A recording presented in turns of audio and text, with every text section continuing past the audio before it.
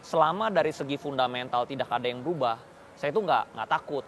Yang saya takut tuh kalau fundamentalnya berubah, itu yang saya takut banget. Justru menurut saya ini jadi, artinya perusahaan yang PANI ini brandingnya bagus.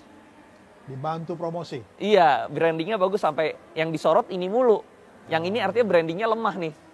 Oke. Yang ini nggak pernah disorot gitu. Nanti setelah di angka 25-27 ribu setelah mereka masuk MSCI atau FTSE, itu sahamnya jadi liquid. Karena asing bakal melirik perusahaan tersebut. Jadi ini paniknya itu benar-benar karena makro, bukan karena mikro. Kalau mikro kan perusahaannya ya. Iya.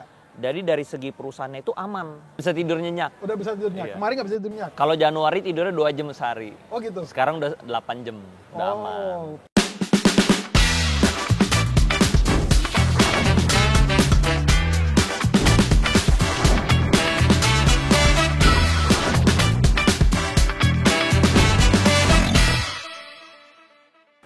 Oke, ketemu lagi di acara The Fit Post Show. Hari ini kita akan membahas tentang saham multi-bagger turun, panik atau peluang. Nah, seperti kita ketahui hari ini, pasti semua orang tahu dan kenal. Kemarin ada saham yang cukup fenomenal, ditambah dengan berita yang cukup viral. Dan saya langsung undang orangnya datang ke tempat ini dalam acara The Fit Post Show. Dan ini adalah acara kali pertama kita akan membuat dengan cara yang berbeda.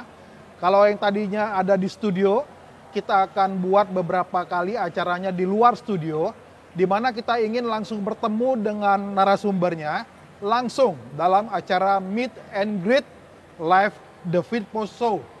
Nah, hari ini tanpa berlama-lama kita sapa Ko Andri Hakim. Thank you nih Pak Firman ya. Udah diundang, ini mungkin yang acara keberapa? Ketiga ya? Yang keempat. Keempat ya? Oke. Keempat. Terima kasih kok. Thank you. Dulu kita pertama kali ketemu di CNBC.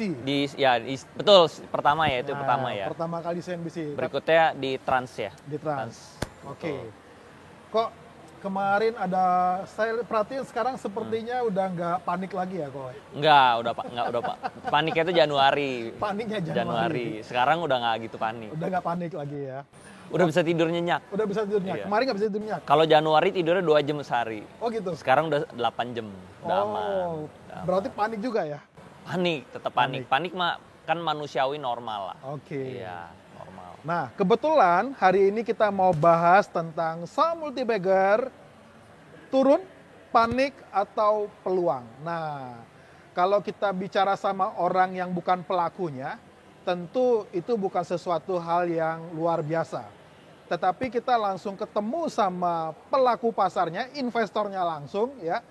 Kita dengar tahu kemarin ada saham yang turun dalam terkait dengan pagar laut. Ya, waduh ramainya minta ampun, beritanya luar biasa dan sahamnya turunnya drastis luar biasa. Betul. Nah, sekarang saya mau tanya, Pak Andri bisa ceritakan waktu saham itu turun seperti apa perasaannya? Sebenarnya kalau pas Januari aja dia masih stabil ya, awal-awal 18.000, lalu ini sahamnya berarti kita spill aja ya. Ya. Sahamnya saham PANI kan ya, berarti yang dimaksud kan.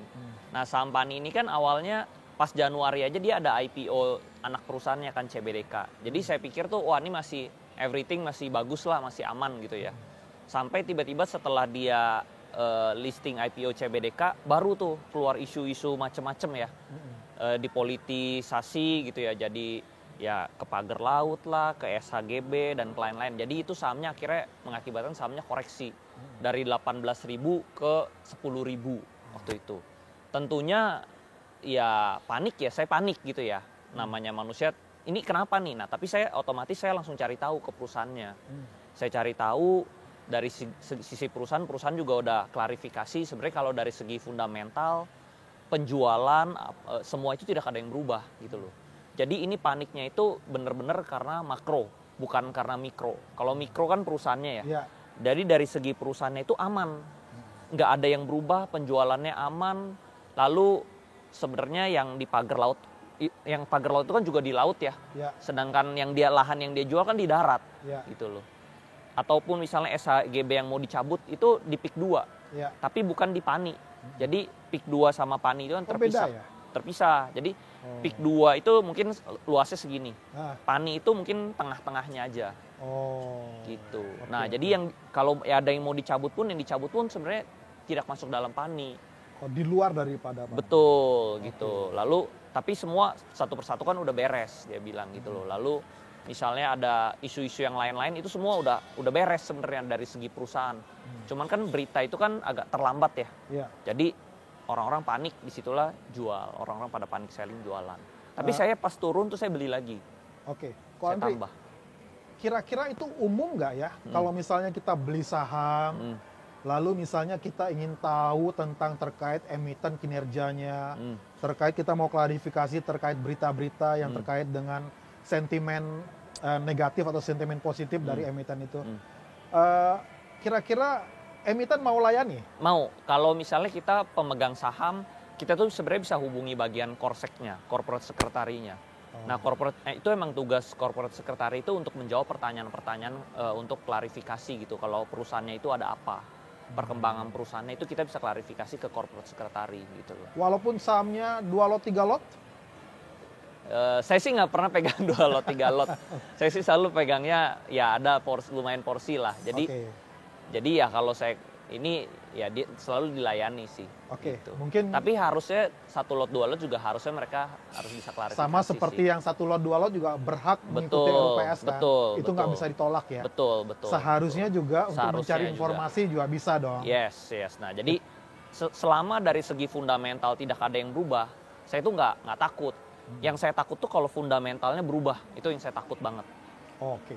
Dan Selama fundamentalnya Tidak nggak berubah, sahamnya turun, itu jadi kesempatan. Oke. Gitu. Oke. Tapi kan kita tahu kok kalau misalnya kita investasi kan ada resiko pasar, resiko Betul. suku bunga, Betul. ya, resiko nilai tukar, ada Betul. resiko politik. Betul. Nah, pertanyaannya, apakah Ko Andri tahu nih bahwa fundamental yang bagus pun Hmm. itu ada resiko politik? Betul, ada resiko. Contoh misalnya yang masalah pagar laut ini kan sebenarnya bukan cuma di Tangerang doang, di Ya. Bekasi juga ada. Ya. Tapi orang tuh ramenya tuh Di pagar situ. laut itu di Tangerang dan di Pik 2. Nah, Padahal di Bekasi juga ada dan di Bekasi luasnya lebih besar lagi. nah, HGB yang di lautnya pun juga lebih besar lagi. Iya. Tapi kenapa orang nggak cari masalah yang ini? Orang di sini. Jadi kelihatan banget ini politik sekali gitu loh. Karena kalau memang misalnya dia memang mau carinya pagar laut harusnya semua dong. berimbang ya. Imbang, Tangerang kena, Bekasi kena gitu loh.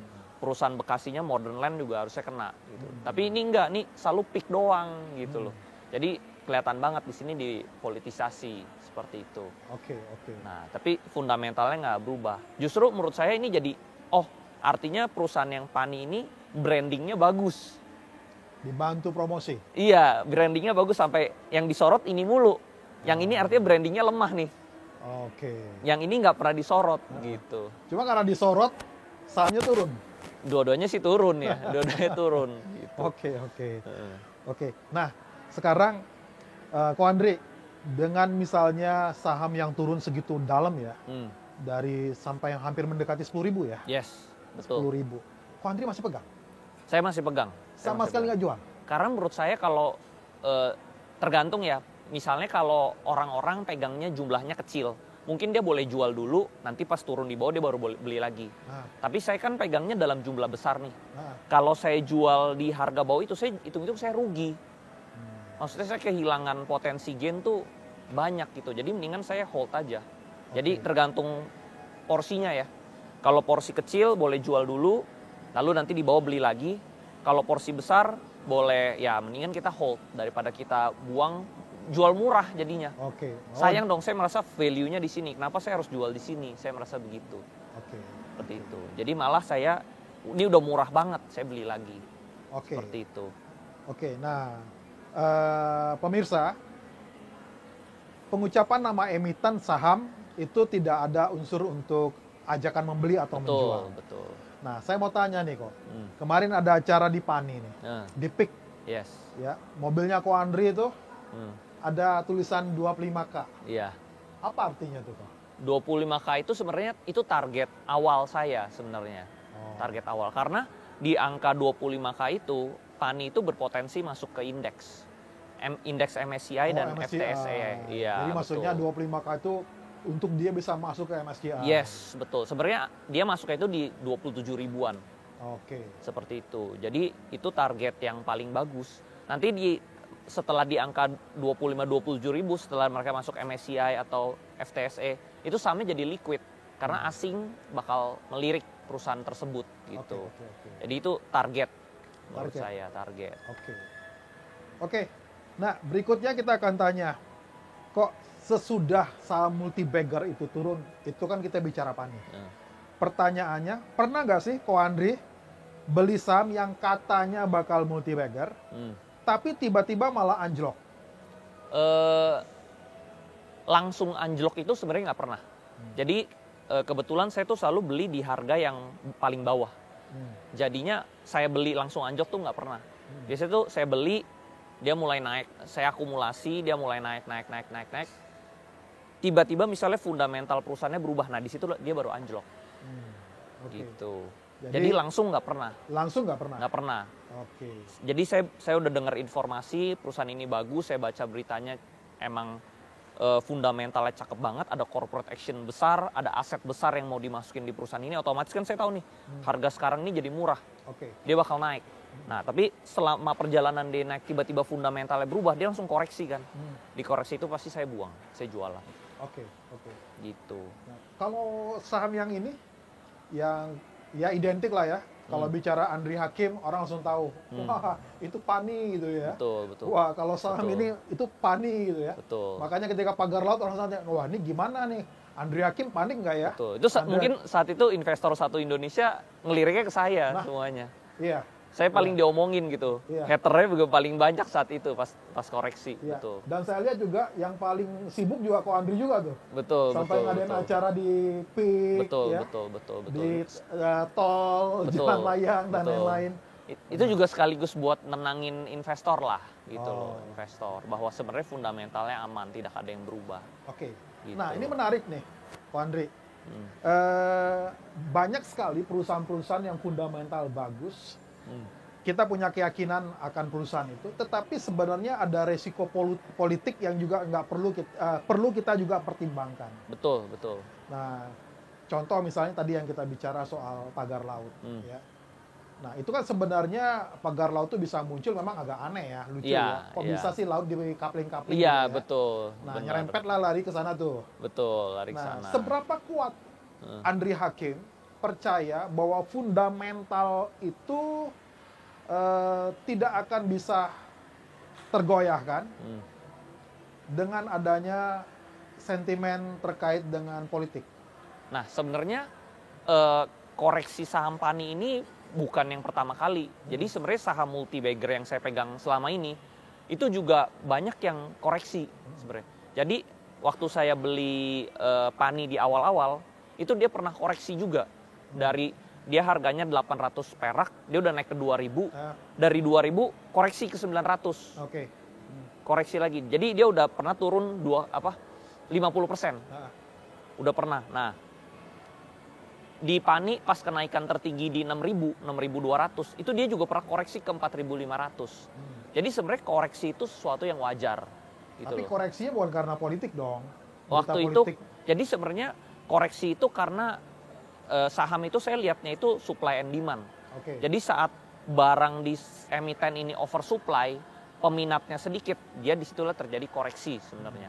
Nah jadi karena orang pada takut, orang jualan, demand-nya nggak ada, disitulah terjadi koreksi. Jadi sebenarnya saham itu dia tuh harus balance antara pembeli dan penjual, baru dia bisa stagnan, harganya stabil. Kalau peminatnya berkurang tiba dikasih supply yang banyak, dia bakal turun gitu loh. Nah tapi saya langsung waktu yang masalah pagar laut tuh saya langsung klarifikasi ke pihak perusahaan. Oh ini udah ditanganin kok, diberesin, udah lagi dicabut-cabutin gitu. Bahkan sekarang udah dicabut semua, udah clear. Jadi di laut Tangerang itu udah nggak ada pagernya lagi.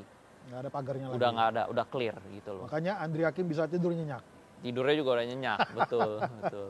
Oke. Mungkin kalau yang Bekasi belum dicabut clear, yang di Tangerang udah dicabut clear. Oh, itu Gitu. ada terkait dengan saham juga ya di Bekasi? Saham Modern Land. Oh, Modern Land, Yes. MDLN. Yes, betul. Oke. Betul. Nah, Tapi di situ nggak disebut-sebut, selalu yang diincer yang ini iya, terus. yang itu, Ya, ya. Jadi politisi ya makin kita tinggi kan, ya anginnya makin kencang lah. Oke, Ko Seperti Andri itu. punya MDLN? Nggak ada, Oh, saya nggak ada. Nah, kenapa Ko Andri di situ nggak ada, sini ada? Karena kalau saya lihat tuh kan perusahaan itu harus bertumbuh. Kayak namanya manusia itu kan harus berkembang. Kalau dia nggak berkembang mati gitu loh. Sama lah ikan kan harus ngelawan arus, artinya dia hidup. Nah sama perusahaan juga sama, dia harus berkembang. Nah saya lihat di Pantai Indah Kapuk itu pengembangannya luar biasa. Setiap minggu kita ke sana ada jalan baru yang dibuka, ada proyek baru, aset baru. Jadi itu berkembang terus. Jadi investor itu yang dia cari itu sebenarnya growth, perkembangan gitu loh. Kalau dia tidak ada perkembangan, saham ini murah, dia bakal murah terus, nggak bakal naik-naik. Dia harus ada growth fundamental perusahaan, story-nya, itu baru dia bisa naik gitu loh. Oke. Tapi kalau Seperti kita itu. lihat pernya kan udah ratusan tuh ya. Tuh. Nah, per ratusan itu di properti itu sebenarnya wajar. Karena properti itu harus serah terima kunci, baru dia bisa dimasukkan ke dalam pembukuan. Jadi per yang besar ini adalah hasil dari penjualan 3 tahun lalu, 3 sampai 5 tahun lalu. Gitu loh. Bayangin sedangkan penjualan tahun lalu aja Pantai Indah Kapuk tuh meledak. Nah, penjualan tahun lalu itu baru tercermin 3 tahun ke depan. Gitu. Jadi kalau kita misalnya punya holding stamina bisa hold 3 sampai 5 tahun ke depan, PR-nya itu bakal turun. Seperti itu. Oke. Jadi itulah emiten properti seperti itu. Oke. Ko Andri banyak kan pegang saham-saham properti atau campur? Sebenarnya campur. Sebenarnya properti saya cuma satu, Pani doang. Oh, properti hanya satu? Cuman Pani doang. Yang lain saya nggak pegang. Oke. Tapi selain Pani saya juga main saham-saham multi-bagger lain. Yang lainnya yang kecil-kecil juga saya ada main. Gitu. Yang saya merasa ini sahamnya mau di backdoor, mau diakuisisi, mau diinjek aset yang besar, itu saya beli semua. Itu contoh misalnya dari tahun lalu ya, Pani itu kan saya untungnya hampir 300% ya tahun lalu kenaikan Pani ya. Karena Pani tahun lalu itu 5.000, dia memang tertinggi sampai 20.000 ya. 19.000 lah, jadi hampir 300%. Ya memang sekarang ada koreksi, tapi menurut saya year to date Pani itu masih tinggi, masih 100% lebih gitu loh tahun lalu. Nah tahun ini memang Pani belum bergerak. Tapi kalau kita lihat studinya dari 3 tahun yang lalu, Pani itu selalu naiknya itu di akhir-akhir tahun. Selalu akhir tahun? Yes, karena di akhir tahun ini dia selalu ada corporate action. Jadi saham Pani saya nggak apa-apa nih sekarang belum naik, tapi saya yakin year to date akhir tahun dia pasti naik. Tapi di satu sisi saya ada main saham-saham lain juga gitu, yang kecil-kecil, yang saya merasa di backdoor. Nah, saham saya yang kecil-kecil ini dari Januari ini saya pegang itu ada yang udah naik 300%, 100%. Itu dalam sebulan. Sebulan? Sebulan. 200 sampai 300%? Betul. Untuk saham-saham yang kecil? Yang kecil gitu loh. Ada yang saya trading, ada yang saya hold gitu. Dari semua ini aja yang kecil-kecil, itu saya dari Januari ke Februari itu saya untung udah hampir 100 miliar. Ini saham-saham kecil naik sampai 200-300%, kenapa? Karena ada berita sentimen pasar? Yes, karena ada mau diakuisisi, mau di backdoor. Oke. Seperti itu. Nah, ini kok satu hal yang saya perhatikan sekarang, bahwa kalau dulu investasi saham, itu orang lihatnya fundamental. Betul. Buku. Value banget lah. Value banget ya. Betul. Mereka lihat PER, mereka lihat IPS-nya, Betul. ya, mereka lihat intrinsic value-nya. Betul. Tetapi saya perhatiin sekarang market pola investor untuk mereka investasi pun itu berubah. Berubah, betul. Nah, ini saya bisa jawab, kalau misalnya kita value investing biasa, mau beggar dalam 1 tahun tuh susah. Ya. Kenapa? Karena kan kita lihat PE, kita lihat BV, ini kan artinya fundamental perusahaan kan. Perusahaan itu nggak mungkin pendapatannya bisa naik double, triple dalam 1 tahun. Dia bisa naik double, triple itu kalau misalnya dalam jangka waktu 3 tahun, 5 tahun bisa. Jadi kalau kita value investing, dia beggar, bisa, tapi butuh waktu 3 tahun sampai 5 tahun. Makanya kalau kita lihat Pak Lo Keng Hong, sahamnya multi bagger, tapi dia holdnya berapa tahun? 3 tahun, 5 tahun, 6 tahun, ada yang 8 tahun, 10 tahun. Bisa, karena dia butuh untuk perusahaan ini keuangannya bertambah, dia butuh waktu. Sedangkan saya bisa baggernya kurang dari 1 tahun, kenapa? Karena dia diinjek aset. Oke. gitu. Jadi saya lebih cepat gitu loh. Dan Jadi biasanya saya kalau bisa lebih, saya hampir bentar lagi mau ngejar Pak Lo Keng Hong gitu, karena lebih cepat. ya biasanya kalau ada akuisisi atau merger itu ada revaluasi aset. Betul. Dan betul. itu yang membuat harganya jadi otomatis dia murah. salah harga. Salah harga. Salah harga. Yang tadinya perusahaan kecil mungkin cuman asetnya 100 miliar doang, tiba mau diinjek 10T. Otomatis valuasi dia harus 10T. 10T. Dari 100 miliar ke 10T, itu kan naik 1000%, 1000 Betul. kali lipat. Betul. 1000% itu berarti 10 kali lipat, 10 Oke. kali lipat. Betul, betul, Nah, betul. itu dalam jangka waktu singkat. Mungkin saya dalam jangka waktu 6 bulan, saya bisa 10 kali lipat uang saya. Kalau saya taruh 10M, jadi 100M. Dalam kurang dari 6 bulan. Tadi Ko Andri tunjukin sama saya dalam waktu Betul. Singkat. Ini dalam sebulan aja ini ada yang saya take profit 28M. wah, luar biasa. Itu dalam 1 bulan doang. Gitu loh. Kalau mau ditunjukin bisa saya tunjukin 28M gitu loh. Nah, itu yang 28M. saya udah jual. Masih ada yang saya hold itu udah Oke. hampir 100 miliar lah dalam 1 bulan. Oke. Pemirsa, Itu di luar pani bahkan nah ya. itu di luar pani ya. Di luar pani. Nah, jadi habis daripada live The Fit Post Show ini, itu ada sesuatu yang menarik, bisa tanya-tanya langsung sama Andri Hakim, ya. Itu sebabnya nantikan tunggu acara event yang kita selenggarakan bersama Andri Hakim. Nah, lanjut Ko Andri. Terkait tadi sentimen pasar. Saya melihat fundamental, kita ambil contoh Astra, Yes. BRI, Mandiri, ya, saham-saham Big Bank. Yes. Setahun terakhir yang ada malah Turun. turun. Betul. Karena asingnya keluar. Nah, karena asing keluar. Yes. Nah, ini yang membuat saya melihat orang akhirnya, mungkin kalau misalnya mereka beli saham nih ya, sebulan 2 bulan, nggak kemana-mana turun, oke lah, masih lah, Yes. masih tenang lah. Tapi kalau setahun, 6 bulan, setahun sahamnya turun, saya percaya mungkin orang nggak sabar. Iya. Akhirnya mereka tinggalkan dan akhirnya mereka berubah pola pikirnya, Betul. mulai beralih ke sentimen pasar. Iya. Nah, pertanyaannya, kan sentimen pasar namanya sentimen. Yes. Artinya bisa benar, bisa enggak. Hmm. Nah, menurut Ko Andri, apakah sentimen pasar dengan yang fundamental itu sesuatu yang memang harus kita sikapi? Sentimen ini sifatnya kita hanya boleh ikutin tren, tapi kalau fundamental nih nggak boleh. Kita harus tahu bahwa fundamental ini di atas segala-galanya. Menurut Ko Andri gimana? Kalau fundamental kan kita harus melihat pembukuan ya. Iya, Berarti kita harus prediksi pembukuan tahun depan tuh bertumbuh baru bisa sahamnya naik gitu loh. Jadi value investing itu menurut saya bisa untung nggak bisa. Tapi kan lebih lama aja. Oh, Lebih lama. oke. Contohnya misalnya big banks ya BRI, Mandiri itu bisa naik nggak? Bisa. Cuman holding stamina kita harus panjang. Kalau misalnya asing keluar, dia turun, kita harus beli lagi averaging di bawah. Terus udah gitu kita sabar. Untung, ditarik panjang untung. Gitu loh. Cuman nggak bisa cepet. Oke, berarti Gitu. kalau sentimen pasar terkait fundamental, oke, ada sentimen pasar yang bagus, lalu dihitung Dihitung pembukuannya. Tahun depan kira-kira omsetnya bisa naik gak, profitnya bisa naik gak, Oke. baru tercermin. Artinya- Jadi butuh waktu. Jadi sebenarnya fundamental juga diperhatiin Fundamental. juga. Jadi sentimennya ini, beritanya, rumornya, Yes. itu dicek kebenarannya, Yes. dilihat apa betul atau tidak, lalu Yes. dipotret ke fundamentalnya seperti apa. Yes, jadi memang ada dua ya. Fundamental tuh yang pertama tadi kan value investing. Nah kalau yang saya punya, saya bilangnya itu growth investing. Oke. Jadi misalnya saya ajarin orang di kelas gitu ya, cara cari saham multi-bagger. Ya. Multi-bagger tuh sebenarnya lebih ke growth investing, bukan value investing. Karena kalau saham growth, kita cek PE-nya, BV-nya, nggak masuk semuanya.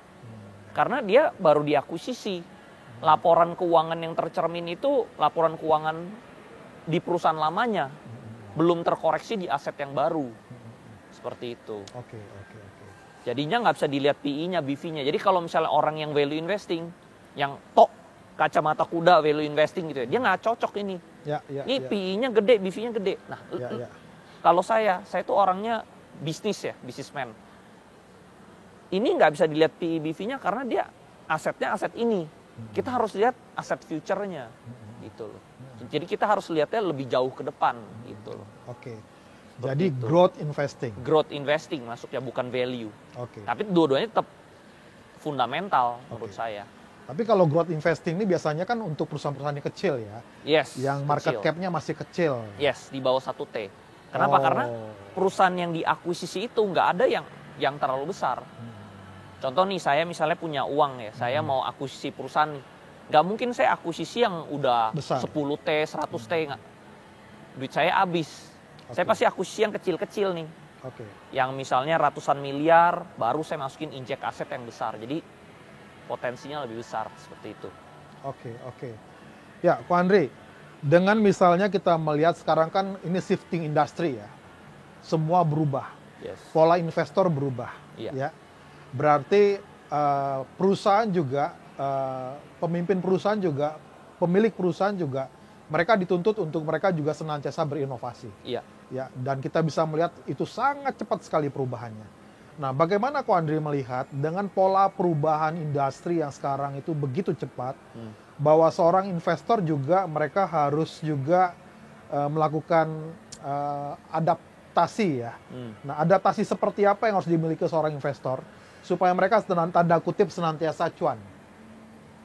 Adaptasinya menurut saya harus ikut perkembangan perusahaannya sih. Itu nomor satu ya. Jangan misalnya kita beli saham terus kita tinggal tidur gitu loh. Ya.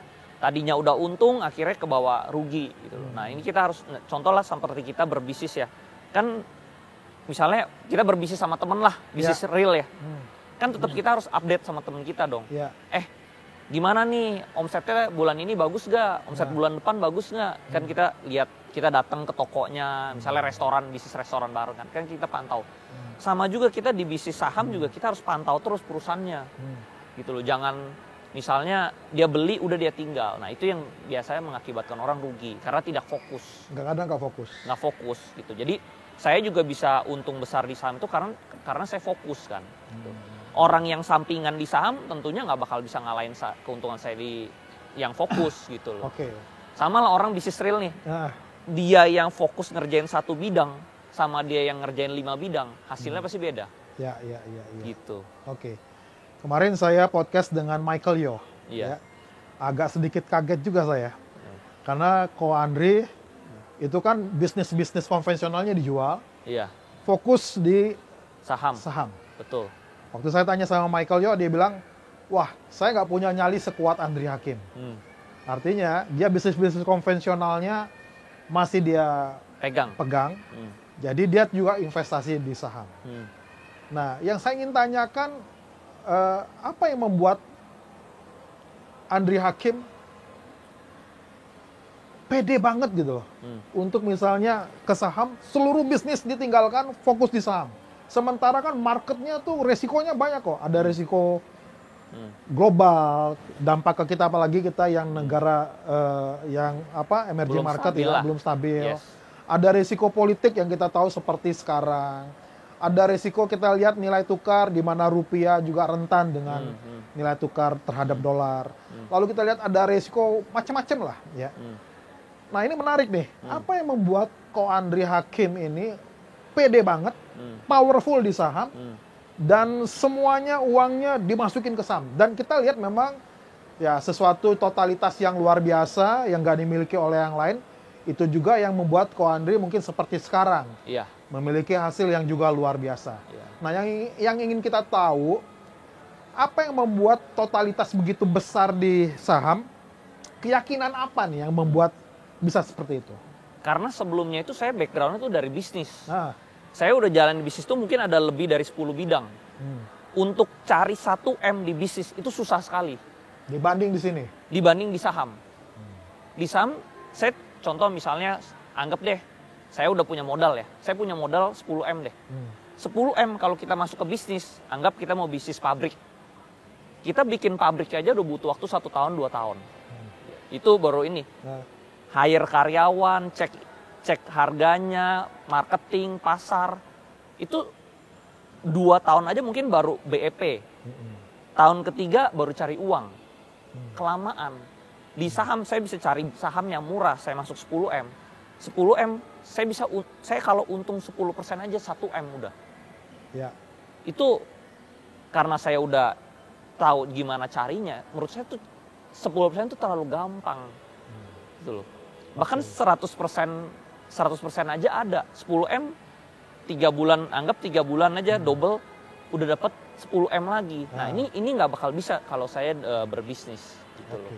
Jadi di saham itu paling cepat. Gitu. Mungkin kalau uangnya kecil, itu di bisnis menarik.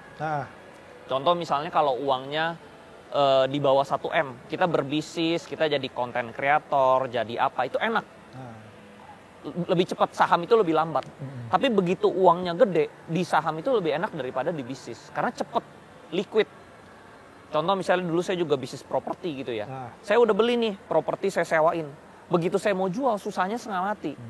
Liquidity-nya nggak ada. Betul sih. Di saham, saya mau jual hari ini, kayak sebelum ke acara ini saya jual. 28 miliar langsung dapat cash.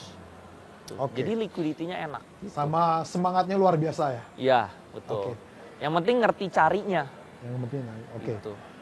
Nih sebelum kita tutup kok, kemarin kan saham PANI turun tuh. Ya.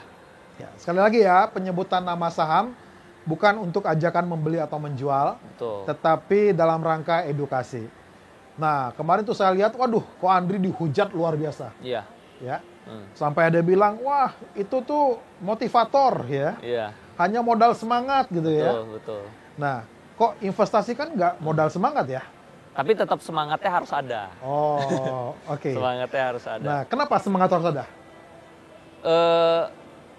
Karena semangat itu dari kita yakin. Kalau kita yakin, kita jadi semangat. Kalau kita nggak yakin, ya nggak semangat lah. Oke. Gitu. Contoh kenapa saya semangat banget di saham, karena saya yakin semua yang saya beli pasti bisa untung. Iya. Gitu. Karena saya merasa ini murah. Jadi kalau misalnya kenapa banyak orang di saham Indonesia itu mungkin hampir 90% itu trader ya. Kenapa mereka tuh nggak bisa kaya? Karena mereka tuh cuma jual beli emiten. Dia beli saham ini, dia merasa oh saham ini kayaknya nanti bisa naik nih 5%, 10%. Saya bukan jual beli emiten. Saya jual beli perusahaan. Saya merasa saham ini murah, perusahaan ini murah. Saya beli. Karena dia mau di injek aset 10T. Harganya cuma ratusan miliar. Saya beli. Nanti mendekati 10T saya jual untung 10 kali lipat. Gitu loh. Itu kalau saya taruh 10, kalau saya taruh 20 udah jadi berapa? Itu cepat sekali gitu loh. Kurang dari setahun. Jadi saya jual beli perusahaan, bukan jual beli emiten. Iya. Karena saham multi bagger kan tidak naik dalam garis lurus ya, Pak ya? Yes. Oke. Itu sebabnya butuh waktu. Butuh waktu. Dan untuk butuh waktu itu dibutuhkan semangat. Yes. Juga kita harus tahu targetnya jualnya di kapan gitu loh. Jadi jangan cari uang-uang kecil. Saya tuh nggak suka cari uang-uang kecil. Nah, terus kalau misalnya saya dihujat satu Indonesia ya, itu saya udah biasa dulu. Dulu orang tua saya karakternya tuh keras banget. Udah kayak militer gitu loh. Jadi dihina-hina, dikata-katain udah biasa gitu loh. Jadi hinaan netizen tuh nggak ada apa-apanya sama hinaan papa saya gitu loh. Dulu kalau papa saya kalau ngomel, lu terjun aja dari lantai 8 ya. Kalau lu nggak ngerti lu terjun gitu. Jadi udah biasa gitu loh. Tapi ada nggak terbesit lu terjun nggak ya? Nggak. Jadi kita harus mikir gitu loh. Jadi bisnis tuh harus pakai otak. Otak lu harus jalan dia bilang gitu. Jadi kalau misalnya netizen hina itu mah geli-geli gitu loh. Nggak ada apa-apanya sama hinaan papa saya. Cacing-cacing naga-naga gitu ya? Cacing-cacing itu cacing aja berarti? Iya itu cacing. Itu kayak hinaan cacing, geli-geli gitu. Oke. Acara ini kok ditampilkan di channel Seru yang ada di Transvision dan di Indihome. Artinya mereka-mereka yang di daerah pedesaan, di pinggir-pinggir kota yang menonton acara ini, mungkin mereka ingin seperti Andri Hakim. Apa tips dari Andri Hakim bagi pemula yang ingin mereka benar-benar totalitas berinvestasi di saham atau menjadi seorang trader atau trading for living? Menurut saya butuh waktu lah, butuh proses. Karena saya pas terjun di saham juga nggak langsung kaya, langsung untung gitu loh. Awal-awal juga saya rugi, awal-awal juga saya mulai dari duit kecil. Pertama tes masuk 10 juta gitu loh. Tes sampai kita udah dapet, udah ngerti, udah paham, kan katanya kan kita harus punya 10.000 jam ya.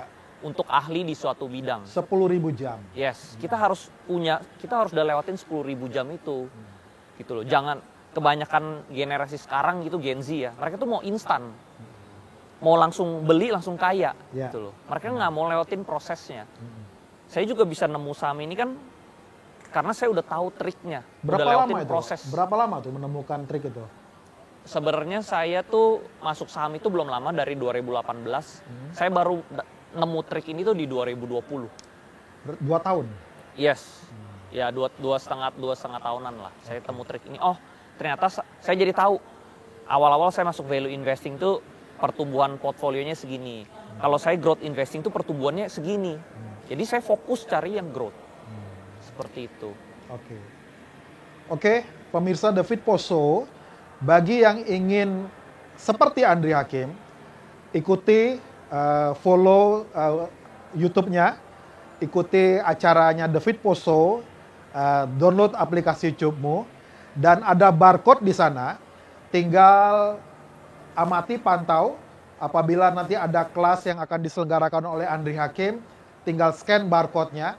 Khusus pembelian melalui The Fit Post Show, itu saudara bisa ikut langsung acara Meet and Greet, langsung bertemu dengan Andri Hakim seperti acara ini. Di Coffee Bean ya? Di Coffee Bean atau di tempat-tempat yang kita akan pilih. Oke. Karena kalau misalnya langsung ikut kelasnya Ko Andri, biasanya banyak ya pesertanya ya. Banyak. Dan hanya untuk khusus yang mendaftar melalui The Fit Post Show akan mendapatkan spesial event bersama dengan Andri Hakim. Oke, sampai ketemu di acara berikutnya bersama Andri Hakim. Dan bagi pemirsa di berbagai daerah yang setia dalam acara The Fit Post Show, kali ini Andri Hakim akan memberikan acara ke depan dengan tema Meet and Greet The Fit Post Show live bersama Andri Hakim. Oke, makasih. Thank you. Ko Andri. Thank you udah diundang. Makasih kok. Oke, see you.